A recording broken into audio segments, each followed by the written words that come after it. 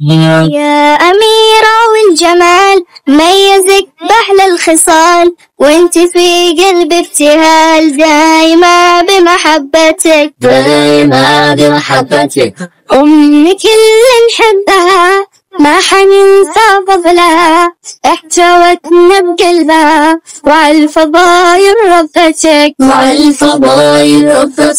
يا أميرة والجمال ميزك بأحلى الخصال، وانت في قلبي ابتهال دايما بمحبتك أمك اللي نحبها ما حننسى فضلها،